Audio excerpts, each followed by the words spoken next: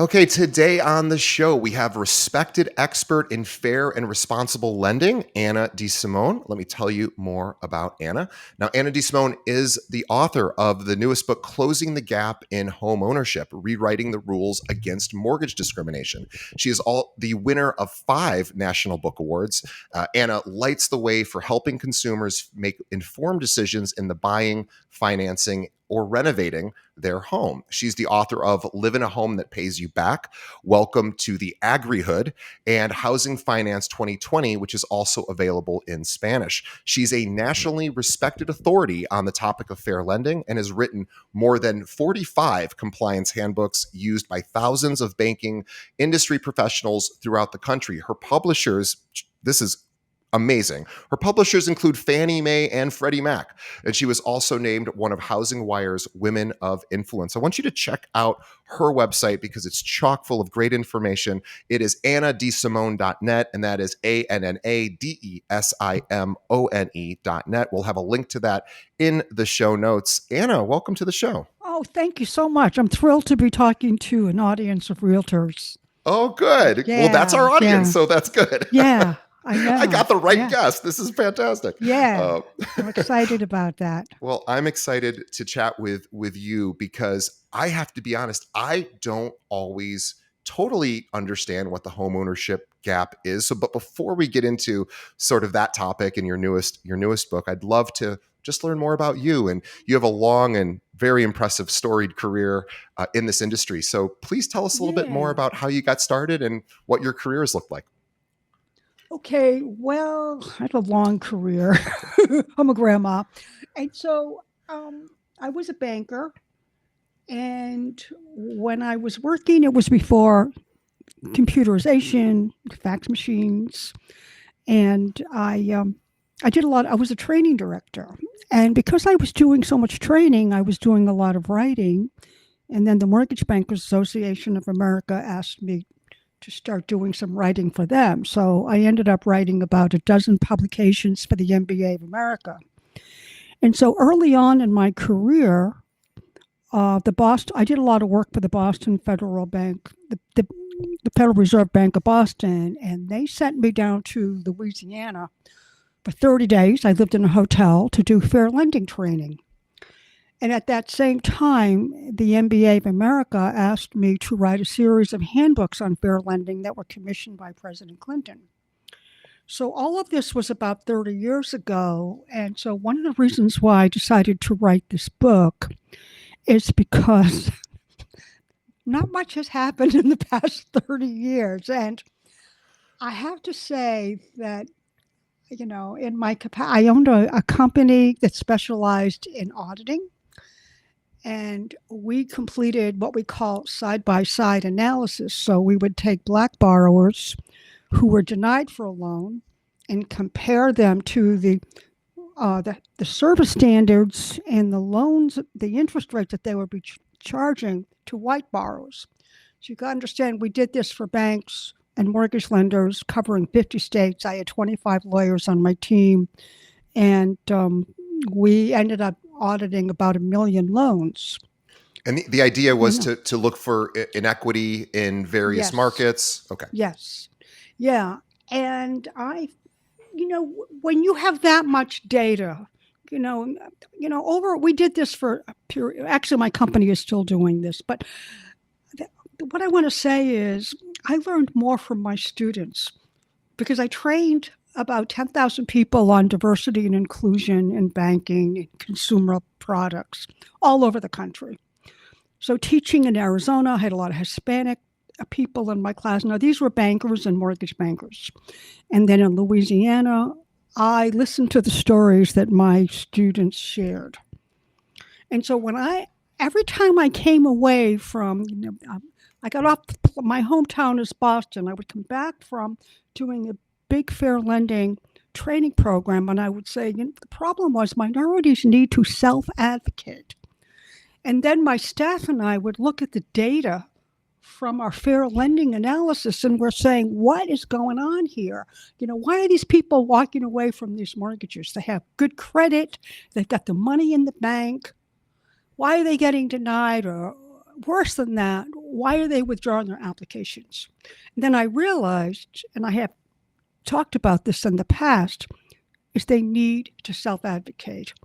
And so what you have in America is you have two types of buyers. You've got the first-time home buyer and you've got the first-generation home buyer. And the first-generation home buyer needs an advocate. They don't have people that can say, are you kidding me? This furnace hasn't been cleaned in 30 years. You can negotiate the price here a little bit. So and why I'm happy to be speaking to an audience of realtors is because you are the frontline people that build up trust with your customer. And trust is so important, especially in a multicultural market where people are going to their grandparents and getting $25,000 cash gifts from them. And no one is saying to them, your grandparent has to give you a copy of his bank statement. And this is why people walk away from their mortgages, is because we have become so overly reliant on technology that the computer isn't capturing these little nuances, like part of the funds is a gift. And so 3 weeks after someone applies, they're told, you're all set, you've got a good ratio, you're going to get approved. And then all of a sudden, after 3 weeks, they get a letter in the mail saying gift funds need to be sourced. And these people are saying, are we talking about organic oranges in California here? I mean, what are they talking about need to be sourced? And so what happens is realtors know the most common statement that disgruntled mortgage applicants make is, well, why didn't you tell me that in the first place? And so the more that we get into artificial intelligence, the more we utilize decision-based technology, and the more diverse our country becomes. I mean, the multiracial population has grown 276% in the past 10 years. And so we have to think about our customers, whoever they are, on a neighborhood by neighborhood basis. We need to share with them, not, oh yeah, you're definitely going to get approved for a mortgage, but we need to share with them what the process is and building up that trust. And that starts, and the pre-purchase, it starts when they're out looking at listings and they're calling you up and saying, I want to see 3 or 4 homes. And they say, what are the interest rates today? That's the first thing they ask. Do you think rates will come down? And my advice is explain to them, you got to look at the whole package. You got to see what homebuyer grants are available. You have to see what incentives there are. And you have to see what kind of loan documentation there is. And even if the rate is a tiny bit higher, or maybe 1/4 or 0.5% higher, I want to tell you that the difference in the mortgage payment is offset by home appreciation rates that have been greater than 5% for 10 years in a row.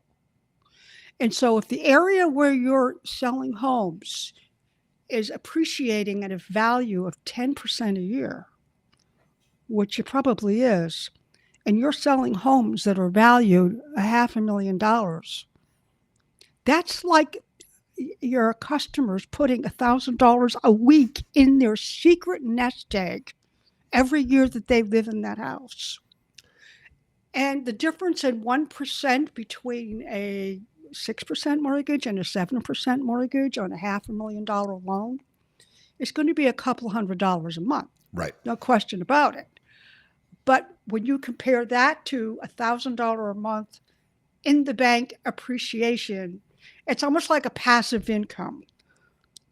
And so I think that realtors play such a vital role in discussing building wealth through home equity and having them understand that, and also talking to them that the more they take care of their house, mowing the lawn, painting, fixing the fence, fixing the roof, that is what is going to put money in the bank for their retirement nest egg. They've got to take care of the house. And I think that's, I think that realtors are frontline to be the advocate that mortgage customers need. And I have a whole chapter in my book called Find an Advocate. I think that's really important. So you said so much there. I want to unpack a little bit of it. Yeah. So you talked about, I mean, I'm still sort of getting caught because I'm very excited to this idea of creating sort of almost an annuity payment, invisible annuity, we'll call it, Yeah. or passive income, as you mentioned, through just the natural appreciation that we've seen historically.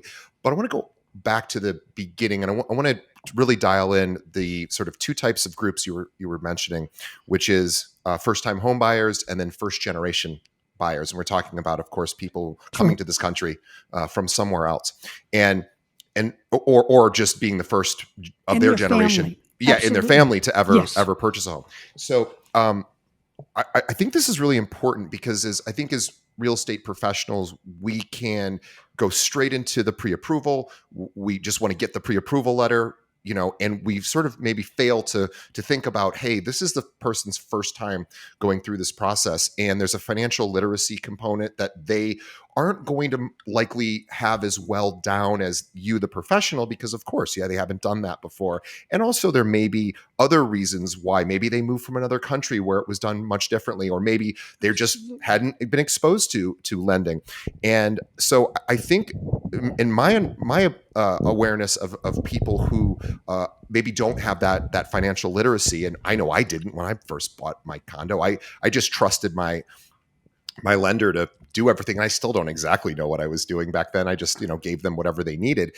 But I would have liked to have learned more. But more importantly, we have to remember that people also oftentimes aren't going to speak up on their own behalf and say, That's I really right. want to understand.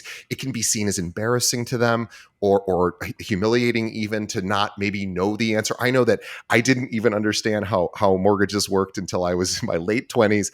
And I was embarrassed to ask them. And I'm like, I think I should know. And thankfully at that time we had the internet. I could just Google it and figure it out. But a lot of people, are just sort of suffer silently, and they don't feel confident enough to say, I don't know this. And so I think, I wanted just to really bring up this point that educating, as you were, sort of not so subtly saying, is educating your client, making sure they're aware, and really giving them a rundown of that process is something that I think sometimes we just take for granted to say, oh, they understand. But likely they may not. They're excited about getting the home. They might not be It's so true. knowledgeable. So I just wanted to speak to that. Is this education process, how critical is it for the realtor and the lender to really, have that education with the client so that they really understand what they're getting into, so that maybe they can understand too that home appreciation may offset, like as you were saying, some of these, these rate changes in the market. Yesterday we were at 15-month lows, and I don't know where we're at That's today, right. but of Yeah, course six things and a bounce. half. Yeah, 6.5 things, Yeah. but things Yeah. bounce around, and by Yeah. next week, who knows where it is? And Yeah. there's an election this year, and all sorts of things that could change that. I But know. yeah, just kind of wanted to get your thoughts about the education process to the consumer, Well, to the lender, to yeah. borrower. Sorry. Yeah, it's more, well, financial education and home ownership education are different things. I mean, financial literacy is about maintaining a checking account and understanding your bills.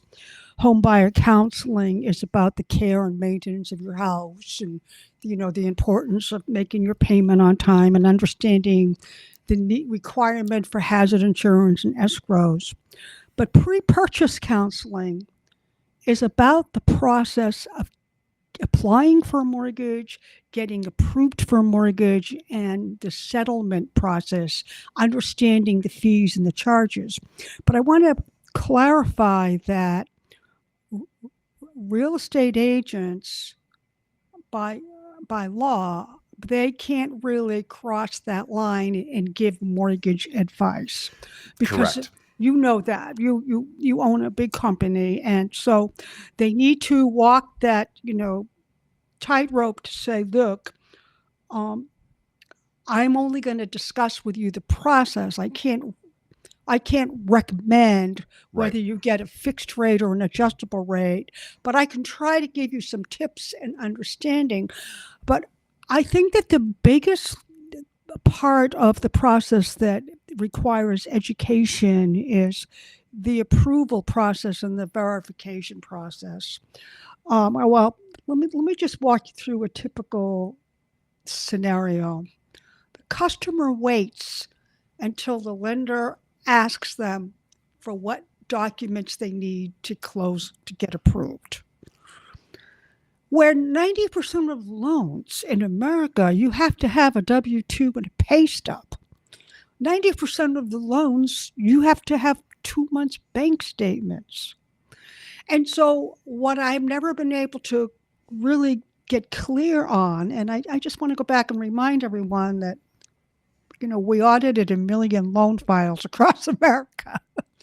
And we can see from the communication logs and the documentation checklist that the people were told, we need your pay stub. We're told we need your W 2 a week or 2 or 3 weeks after they applied for the loan. And what I'm saying is, you don't go on Zillow and say, what do I need to get approved on this? You don't go on Lending Tree or an aggregator, be shopping for rates. No one is going to tell you this is what you need. And so the mistake that consumers make, and I'm talking about people who are in a lower income, people that buy their first home, and I'm also talking about people that make $152,000 or $200,000 a year buying their second home. They take the path of least resistance and think, if they ask me for my tax returns, I'll give them my tax returns. But the problem is, when rates are fluctuating Right. and homes are selling at above asking, the homes are flying off the shelf. The pandemic taught us that. Actually, can we pause for a second? Because I know you Sure. just recently sold your Yeah. home. And I was only going to bring this up because you mentioned, and you don't have to Yeah. give any information other than That's this okay. one number. How quickly did your home just sell within the last, how much time? The listing came out June 31st. And of course, I got the offer in a couple of hours, 45,000 over asking. And then on June 6th, we signed the contract, and that was the day my book came out on Amazon. It's a good day. I know, it was a great day. We signed the contract, and in Connecticut and New England, you have to put 10% down on a house. And I sold my townhouse for 1.2 million, and so the buyer put down $125,000. But we also have a very fluky condo rule. I was in a townhouse. I don't mind saying this in public. I think it's a terrible rule. My realtor doesn't like it. None of the realtors like it, and I certainly didn't like it. If you're going to get the condo docs, look at them before you buy the house. Yes. And so the rule here is that the home buyer has 15 days to say whether or not they like the condo docs. Ah, interesting. And they can find anything wrong. Sure. They don't like the pool maintenance. They'll find something wrong and they try to back out. But Right. what this person did is wanted to renegotiate the price. And because she wanted a 30-day closing, I didn't have time to buy a place because the famous zip code where I live in order to buy the next house, you have to pay all cash. You can't use your pending proceeds to buy the next house. Right. It has to come out of the bank. Anyway, we're talking about expensive homes. Sure. And so I said, okay, I'll rent. So I paid 2 months rent and blah, blah, blah. I arranged the movers, started packing. So out of the 30 days, we're 15 days in. And she said, I changed my mind. I want to offer the asking price. But because I have a wonderful real estate agent who I don't mind saying, this is what you're going to do. And between him and my lawyer, um, we patched it up and kind of met halfway. Sure. But I just want to end it by saying dozens of deals fall through because the home buyer or the buyer, it's not being handled with kid gloves. Right. And so when you anticipate little things like the real estate appraisal came in low, so the bank will lower the loan amount, and everybody's freaking out because they have to come up with an extra $10,000 or $20,000. Or the inspection comes back and everyone's freaking out because something needs to be fixed, and the seller closes their arms and said, "I'm not fixing it. It's a leaky roof." And so it all comes down to how do you save the deal so that the seller can move on and the buyer can move in. That kind of has a nice ring to it. Sure does. That sounds like a book title. What maybe your next book? No, actually, I'm thinking my next book is going to be about condominiums. Well, I live in one, so I will appreciate that. I know. Well, Well, anyway, that's my little story. Yeah, but it was a fixer upper, and I did a gut renovation. Everything. It took a whole year. The entire house was rebuilt, Mm. but I made some money off of it, and so now I'm going to move on to another venture 100 miles away from here. Oh, exciting. Well, Yeah, back toward Boston, actually. back closer to home, I guess.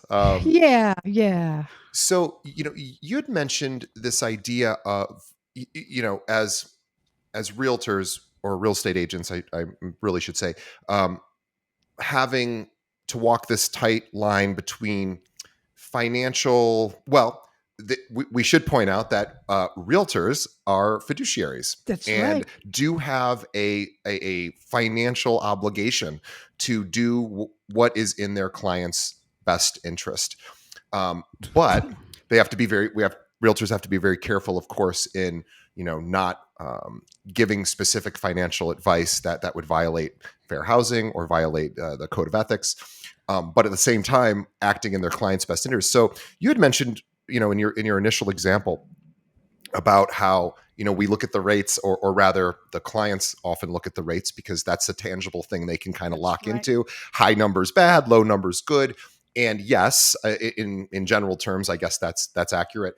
But then there's other nuances to it where you were mentioning, hey, if we look at traditional home appreciation, and past performance does not, of course, equal future results. However, we can use it as a guide to sort of say, how much extra is this actually, or would we project this maybe to be based on historical data?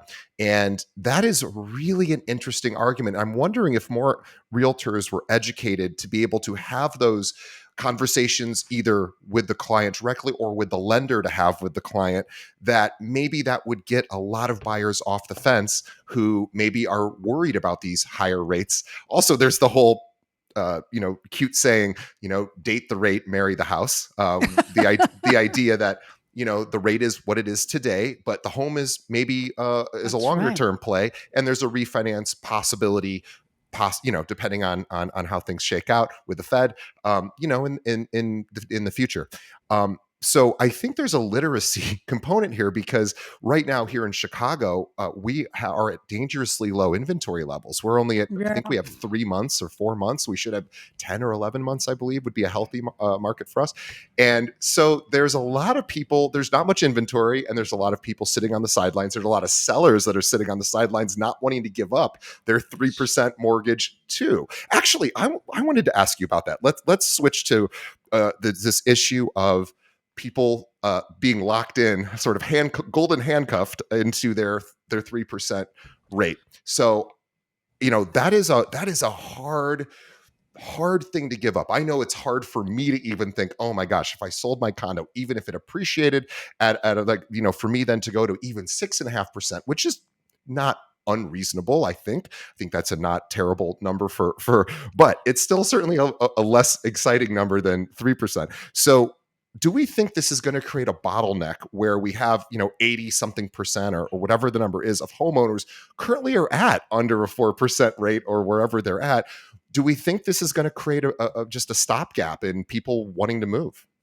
Yeah, well, the bottlenecking right now in real estate across the country has to do with sellers saying, where am I going to go? Yeah. And I don't want to give up my 2% or 3% mortgage and then have to get another mortgage. But I would like to suggest that you find the baby boomers. I am one, because I mean, do you really want to get a mortgage, a 30-year mortgage, when you're 65 or 70 years old? Ask your parents. And so if you're looking for, those single family detached homes with the little white picket fence, this is where you're going to see the most appreciation. Okay, so last year, the state of Illinois had an 8.4% annual rate of appreciation, which means $1 million home is growing at the rate of $80,000 a year. That's a good year. Yeah, that's a good year, but it has been over 5% nationally for 10 consecutive years. Okay, we're not seeing underwater mortgages very often. We're not seeing that. And so a very wealthy high-end neighborhood is going to have what I call, it's going to max out. And so let's just go to next year, 2025. And so let's just say that the average home in Cooks County is $750,000. And it's been appreciating at 7-8% a year. And your customers say, there's no way I can afford a $700,000 house. So the bargains are always going to be in the outlier communities. So you start to spread geographically. I mean, we have a saying in New England, every mile west of Boston, you save $1,000. And so you can almost use that as like a now. Just think of it as a radius around your city or your area.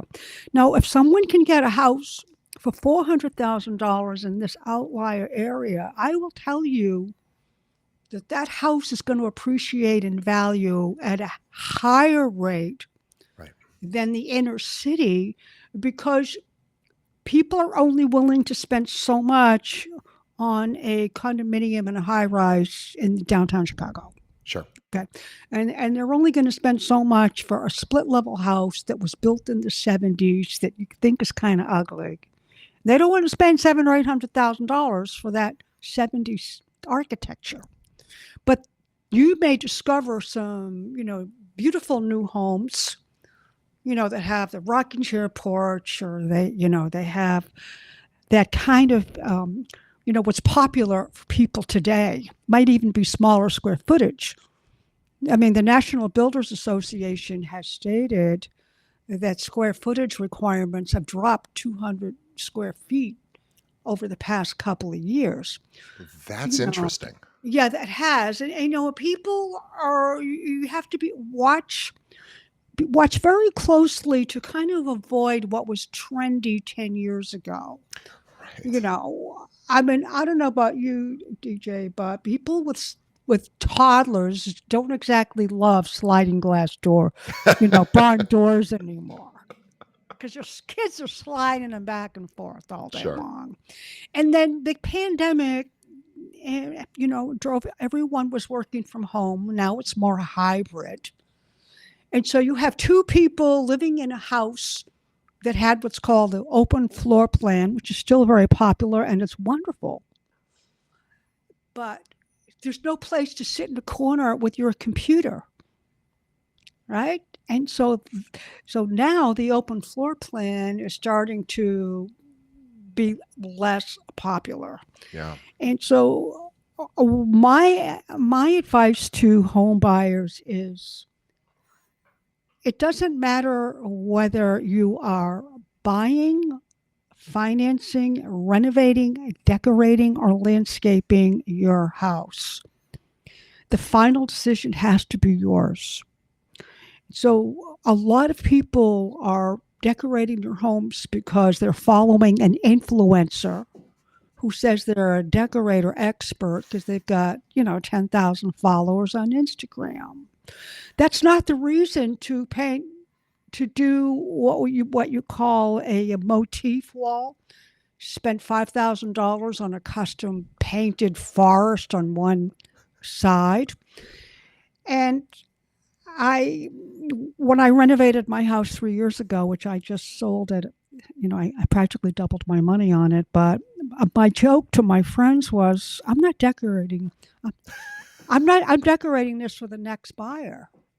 Light gray Smart. cabinets, and it was beautiful. The kitchen was gorgeous, but the point is, your home is an asset, and even if you live in it for 30 years, and hopefully you do, it is still an asset that needs to be protected. And as realtors, you all know that if you over improve or get carried away with your customized decorating, it won't sell. And also, too, whatever is trendy today is not going to be trendy in 12 years. I have all white everything because that's what was cool That's 3 years ago, and maybe it still is. But there's going to be a time, let's say 10 years from now, when somebody walks in to buy my place and goes, everything's white. Why did anyone ever I think know. that was a good idea? And I know. and so it is one of those things that, if unless you're selling it today, if you're selling it today, then maybe, yeah, look at the trends if you can make some changes. But you're right, is really thinking about, yes, I need to be comfortable and happy in my own home, but this is also an asset. And I'm curious to get your thoughts on this, because I've heard financial advisors say this, that the home is really only an asset the day you sell it. And the day you sell it is really I when you love find that. out exactly what that asset is worth, right? Because number one, you I have to know. live somewhere. So that money's going to most likely, if it's a primary residence, go back in to another home. But also, it really, it's an asset that appreciates, but again, only to the level of the interest of the next buyer, right? So I think that Well, that you're bringing up a good point, is really looking forward as a realtor. We need to really be, I think, mindful to talk to our buyers in particular about how to really preserve this home so that it does become an asset that's more valuable, or at least the that's right. internal components of it could be possibly seen as more valuable than if other changes were made. Well, you have to think like an appraiser. An appraiser is going to go through a house, and let's just say there are 7 or 8 major parts. And when he's doing his comparison and he's doing his analysis, one improvement needs to be within a 10% limit. In other words, I'll give you an example. Somebody buys a house for $300,000, and then they spend $30,000 on an in-ground pool. But they don't upgrade their furnace, they don't upgrade their electricity, and the house needs a roof. The house never had any real landscaping. And so when the appraiser appraises the house, let's just say a couple of years down the road, he uses a basis, an adjustment on his appraisal says the house is worth $7,000 more because of the in-ground pool. And the buyer or the seller is saying, "Are you kidding me? I spent $30,000 on that pool." But $30,000 was, say, 20% of the value of the house. So technically, it's considered an over improvement. And Right. you know what I mean? It's like putting in $150,000 kitchen on a $300,000 house because you want it model it after the Bear television show, and you put on this huge, double-sized stove. Everything is silver. Even the walls and the cabinets Yeah. are stainless steel, which to me looks like a hospital. But there are people who do that.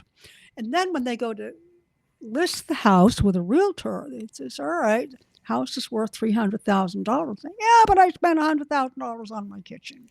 But when the appraiser comes by, they're only going to Yeah.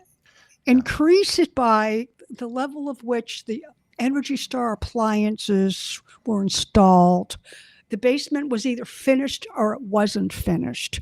Even if you have a custom bar with built-in bar stools and a built-in aquarium, it's not going to make the house go up in value. And so I think what people need to understand is, as you say, DJ, it is an asset, but um, property improvements need to be in the middle of the road. Commensurate they need with, to be yeah. incremental. It's like built-ins. I won't look at a house that has 1 million built-ins because I have furniture. I would rather look at furniture, and I I'm so hear a sorry. plane. There is, if there is noise going by, we have the Chicago Oh, Air and Water Show is this weekend. oh, I wasn't sure that noise, they're practicing right now. And I am so sorry. I that's okay. saw I thought it your was eyes my and I went, house. I hope, so I'm going to mute if that happens Oh, again. don't worry We've about been it. listening. We're right in Lincoln Park and they are zooming overhead. And so I Oh apologize my God, for that Lincoln noise. Park. Yeah. So anyway, sorry, go ahead. I apologize. No, I forget what I was saying actually. Well, we were saying that improvements need to be sort of commensurate Oh, with right. Yeah. The whole package. It's what I can never understand is how often you see a $40 million home get listed on the market that was bought by a billionaire and they never lived there. And you think, why do people even bother? I mean, how many buyers out there can afford a $40 million home? But I want to say something else too, because my book is about discrimination. My whole practice, my auditing business was about discrimination, and I often get asked about unintentional bias and unconscious bias. Yeah.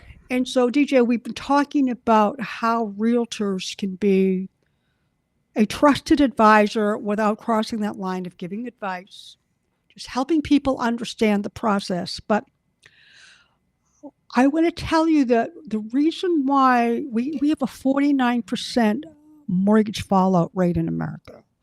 So out of 25 to 30 million mortgage applications that are taken, only 15 or 16 million each year result in a closing. Now, this includes 2021 when interest rates were below 3%. It includes 2022 and 2023. So what I learned in the million loans that my office audited and the 10,000 students that I had in Detroit, Miami, LA, in Louisiana, and in Arizona, this is what my takeaway was from what I have seen in my own professional practice, that people are too shy. And you hit upon that earlier, DJ. They're too shy because they don't want to rock the boat. Because people, from the time they went to, well, I'm talking about Rosa Parks when she was in kindergarten, okay? From the time that people are little, they're used to some form of unintentional bias or unconscious bias. So then when they go to high school, they sense that kind of a bias. So they have a little bit on guard. And then it happens when they're on the business world. And so when people are buying a house, they don't want to make waves because they're so happy. So one of the projects, because my office did a lot of fraud projects and predatory lending projects. So we analyzed about 10,000 loans that were all Hispanic borrowers in Southern California and in Arizona and New Mexico shortly after the 2008 crisis. So we did this work 2009, 2010. And so after we did our analysis, this is what we found, that the majority of the borrowers had high credit scores. They had W-2 forms in their file. They had good wages, yet they got subprime loans. So what I gleaned from that project that we worked on is that people don't want to make waves. If the mortgage lender says, "Oh, I got a 9% mortgage program for you," they say, "Okay," because of that unintentional bias. Sure. And so they're so happy that someone is selling them a home. They don't want to rock the boat. And so I say speak up and self advocate because, I mean, as a nation, we have to stop letting that happen. I remember suggestion I have, and I'm curious to get your thoughts about uncovering one's own unconscious bias. I saw a 60 Minutes piece years and years ago that I want to say was one of the Ivy League schools, let's say Harvard, or it might not be Harvard, but someone developed a very quick computer program that would rapid fire ask questions. And before your conscious mind could really get a grasp of how we think we should answer the question, the Oh, idea was right. that I you would be remember that. answering it just before you get to that. Wait, is this going to make me sound good or bad? And what, because I saw this study or saw this news piece and I thought, well, I don't think any less of women, of minorities. I must be completely neutral and this test is going to prove them wrong. And I took the test and it said, you tend to think men are smarter than women. And I was like, no. But that's what the test said. And that certain races you think that they're less intelligent, and I went no, but there it was. It was there, and again, we all have these is the point. And I thought, boy, I think it's really a good idea for all of us to really understand where we have those little unconscious glitches. It's nothing to be ashamed of, but it's something to know so that we can make adjustments in our conscious behavior. And I'm curious if you have thoughts about that. Yeah. Well, first of all, I don't know if that Ivy League test was, you know, beta tested, so they really found out the accuracy on that. Sure. But there are a few politicians that I would love to see how they do on that test. Well, sure.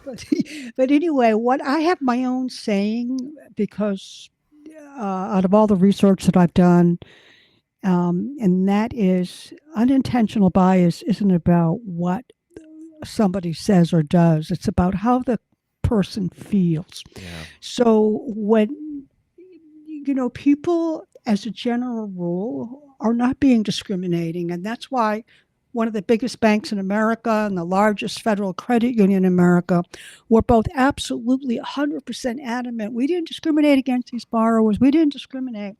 But what they're not understanding what the financial regulators are saying. What the Department of Justice is saying, you have to stop ignoring people. You have to stop neglecting people.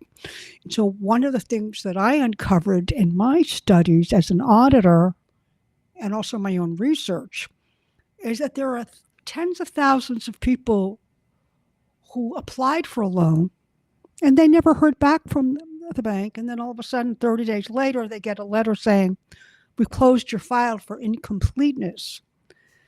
And I would like to say that I like to group together lower income households, non-citizens, Hispanics, Blacks, and multiracial people, Asians, as what we refer to as a minority. They have a protected basis because all of these people have one thing in common.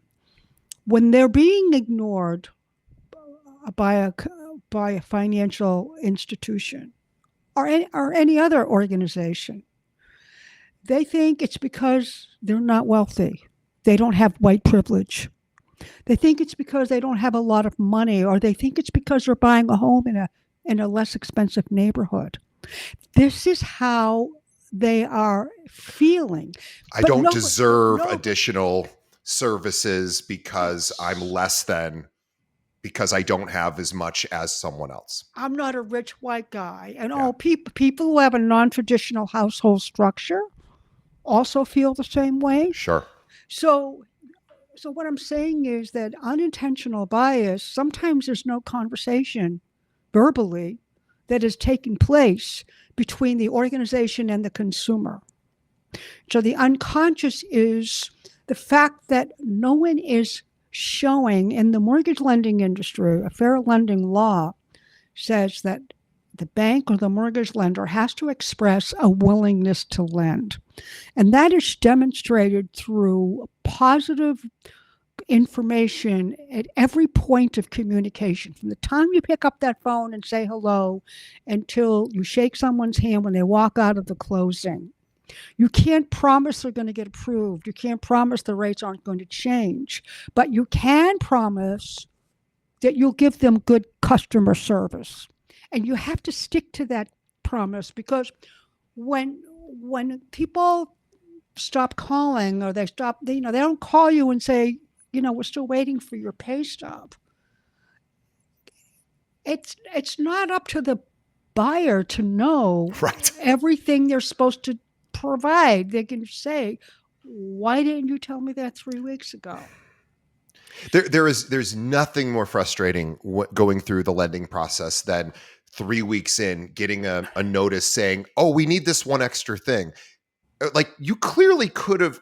It seems to me. I don't think these are evil people that are trying to screw anyone over, but this is something that there is some sort of gap in.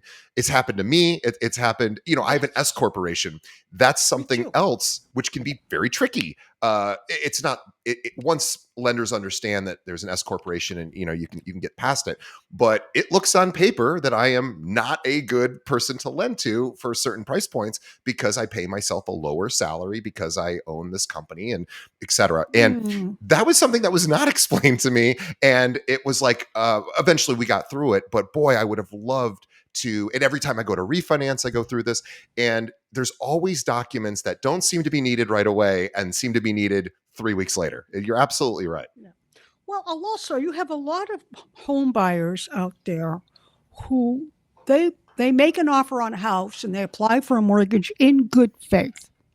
They have a landlord that they assume in good faith is going to give them a good reference, saying they paid on time every month for the past 2 or 3 years. And then a month later, when the lender sends out a verification of rent, the landlord says, I'm not filling out this form. Well, why not? They just don't like signing forms. Yeah. And that is sad, but it happens. Then you have people who get child support, and they have an ex-husband who's jealous or upset that the person is buying a house. And the borrower says, I need you to give me a copy of your statements to prove that you've been giving me this $100 a week all these years. And the guy says, I'm not giving you anything. Okay. Right. Yeah. I'm still bitter about the divorce or that's whatever. Right. Yeah. And I'll give you another scenario. Your roommate from college, after you graduate, you get an apartment and you take turns paying rent, or Right. every month one of you pays half the rent. And then you part ways, or you come in one day and you announce, guess what? I'm getting married, and my fiance and I just bought a house. The roommate's just so happy for you, right? So the mortgage lender says, I need to have proof that the rent was paid on time the past 15 to 18 months, 2 years, whatever you got, give it to me. And the soon-to-be ex-roommate says, I'm not giving you a thing. Right. And so, yeah, it's like these bridesmaid stories. It's almost the same thing when people are buying a house. They expect that those people that are providing them with documentation are going to be cooperative. Right. Doesn't always happen. And the same thing happens when the property appraiser comes and finds something broken. And the seller was so nice. The seller offered you cookies every time you came by. Oh, you guys are going to love our house. We had so many happy memories here, blah, blah, blah. And then when you find out that there's an electrical, it's $1,500 because the electricity is illegal and needs to be brought up to grade, she slams the door on the realtor's face, saying, call my lawyer. Right. Okay. All of these things, emotions, can affect make people lose deals. And so I guess I'm kind of giving you a lot of examples. When we're dealing with artificial intelligence, nothing is captured except the person's income, their debt ratio, what they're paying for the house location. It doesn't capture irregular income. It doesn't capture self-employment income. There are people working in farms and ranches and domestic households. There are people driving Uber by day and they're working at Home Depot at night. They've saved $40,000 to buy a house.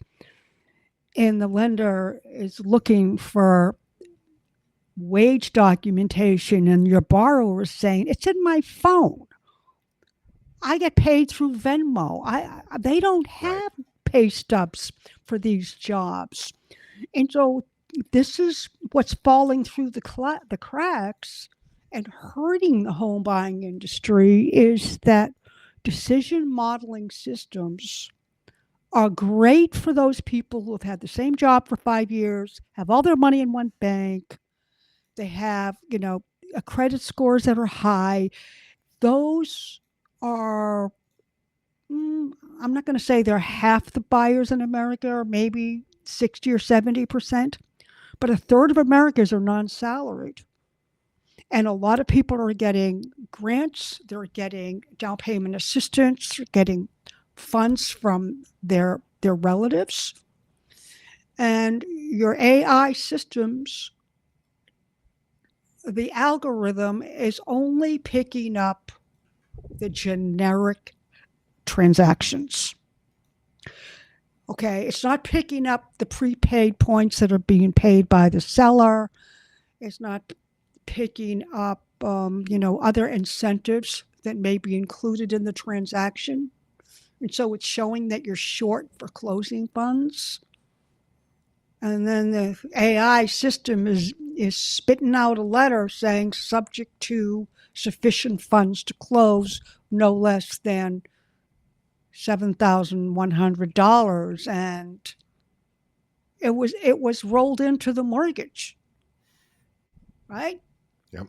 And so all of these little things leave people in terms of bewilderment, distress, and unless they've locked in their rate and have a firm commitment, if there's a mortgage contingency, they will get their deposit back, and then your deal dies. Right. So, I'd like, so the book, by the way, is Closing the Gap in Homeownership, Rewriting the Rules Against Mortgage Discrimination. I would love, you have a chapter in your book on lost opportunities. Tell us what are these lost opportunities, and what can we do about them? I am so glad you brought that up, because I completely forgot about it. It's one of my favorite chapters. I call it lost opportunities because, of course, the most important opportunity is the one that you can quantify, and that is the appreciation, the future appreciation of your home. But the opportunities that cannot be quantified is the fact that we have 80 million people in America that are renting in apartment buildings, and their families are sick because indoor air quality. And so the United States Department of Energy did a study, the International Energy Association did a study. The tenants in these buildings have no control over their indoor air quality, so all of these harmful things and bacteria are floating through, and they're going from unit to unit. And so when people are able to get into their own home, they get healthier and they get happier. The other lost opportunity is the fact that we have a law that was passed 2 years ago called the Inflation Reduction Act. Just so you know, Kamala Harris was the architect behind that new law. And so let's just say that you buy a house and you do $30,000 worth of energy improvements, such as solar panels. But you didn't take that $30,000 out of the bank, which you don't have probably. You got it on an interest-free loan from the state of Illinois. Yeah. Okay, so then when you have a new HVAC system installed, or you have your electrical upgrade, or you get those solar panels, or you get a charging station for your electric car, or whatever it is that you do, up to 30% of what you spent is called a bottom line dollar for dollar tax credit.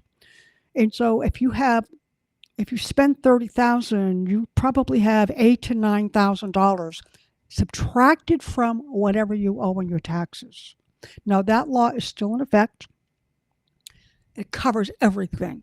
Insulation, it covers energy inspections. Now, the third lost opportunity I want to talk about is that according to Harvard University, there are 5.5 million people in America that are at risk to a weather-related disasters. As you know, we have hurricanes, we have flooding. Now, I don't know about you, but people who live in an apartment building don't have their landlord say, "Oh, you don't have to pay your rent for 6 months because I know you have to clean up this Sure. water problem." But Fannie Mae and Freddie Mac simultaneously issued letters about a year and a half ago saying that any of their loans that any mortgage in America that was sold to Fannie Mae or Freddie Mac, all mortgage services automatically have permission to put the payment on pause for a weather related disaster. And so so Fannie Mae's response recovery network has to verify what the terms and the situation is of the disaster. And so what the home buyer gets to do is they call someone on the phone, it's available in different languages, they explain the situation, their payments are put on paused, and depending on the severity of the situation, they could get their payments paused for 12 months, possibly Wow. 24 months. But listen to this, the counselors that are working, it's called Project Porchlight. And so the people that are working for Fannie Mae and Freddie Mac and HUD are trained to help people with a financial disaster if somebody loses a job, somebody is sick in the household. They can't promise you, all right, we're going to put your loan in forbearance, but they will listen to everyone. And they actually help with processing the payments for flood insurance. They are trusted advocates. And so there isn't anyone that gets this kind of service unless they are a homeowner, which is why I call it lost opportunities. I love that. So, And just sort of to wrap up, I'd love to know some action steps that you think our audience and realtors could take to really help assist their clients through this process and really close that home ownership gap. okay. Well, in my book, I have a whole page with step by step instructions on how to Google your way through your city or town to find out what the town is giving back to its community. So, real estate people are out there paving the pavement, boots on the ground, right? So, whatever your so called territory is, you go on the internet and you look up the housing divisions. You Google home buyer grants. But here's what you're going to find out is not only do most municipalities in America, on a small basis, city, town, or county, parish, if you're in the South, certain states, what they do is they have incentives for people. And yeah, sometimes they're limited by income, but the income levels are pretty high and a lot of people are qualified. But these cities and towns also have services for veterans. They have services, free grants for building handicap accessory units. You're going to learn about what the town gives back to its people when they're buying a house and after they live in it. And so I say start Googling your way through what incentives are available for your customers. And also check out Freddie Mac DPA1, which stands for Down Payment Assistance .1.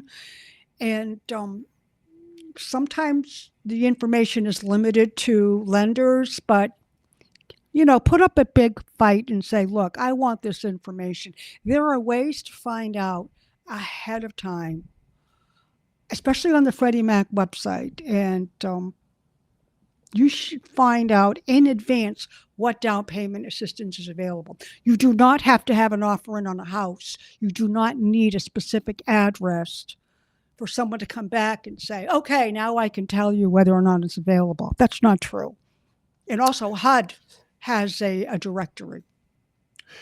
Yeah, I think that's really smart too. And then this also, really, we're talking about realtors educating themselves on sort of non-traditional options that maybe apply to certain groups that maybe they haven't yet worked with, or certain demographic Yes. people that fall into certain demographics, or geographics.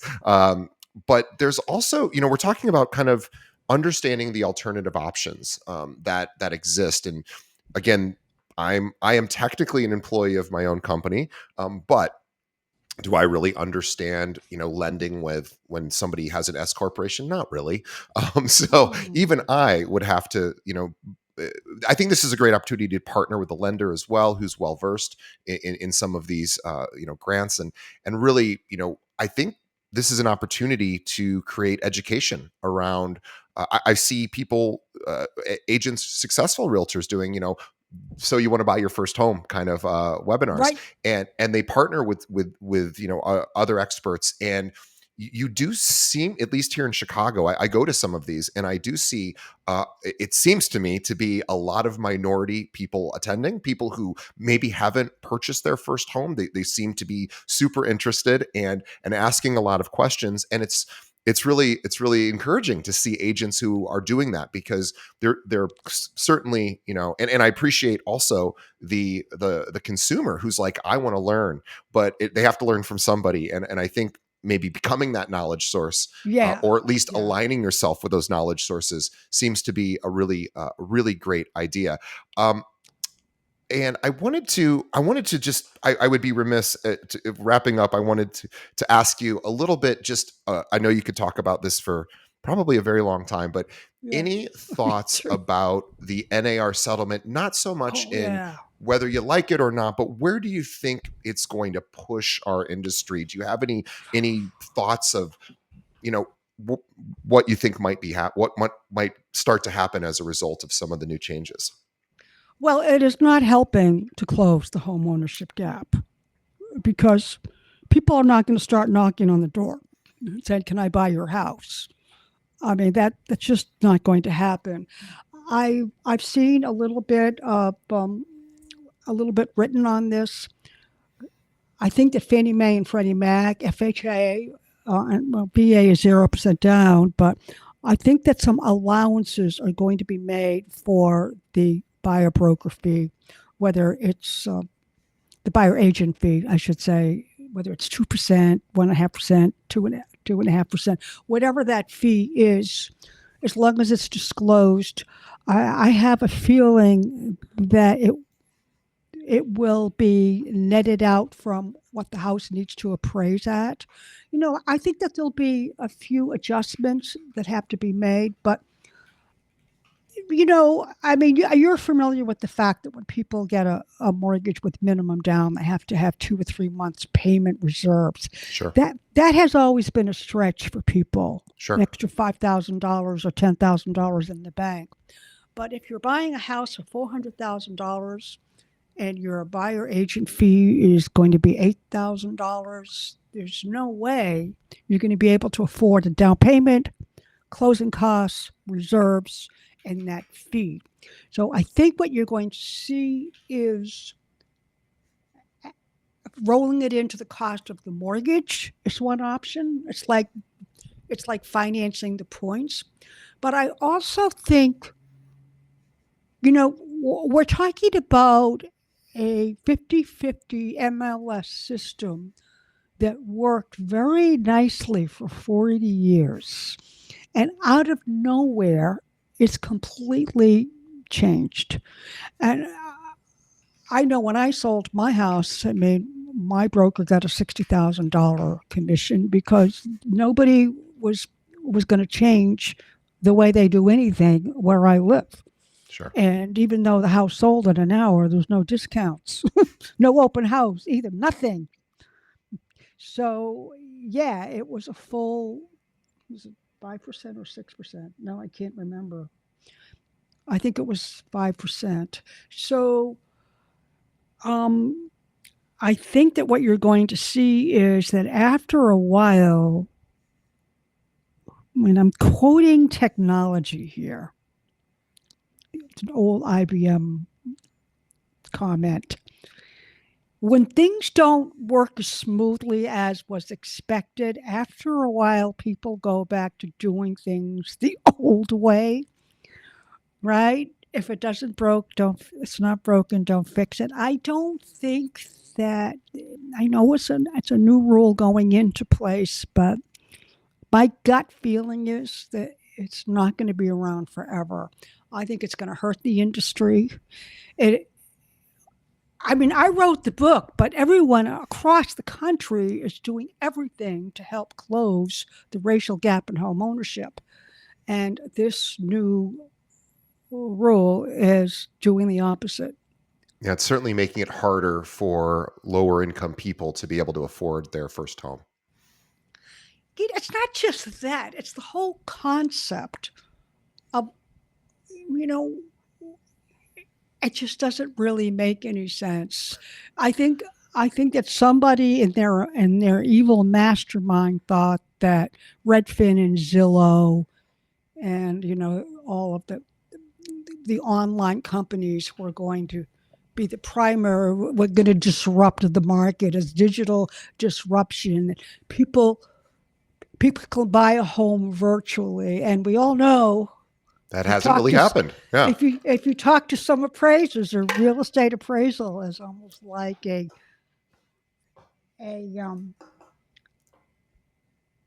what do they call those personal descriptions on a dating site?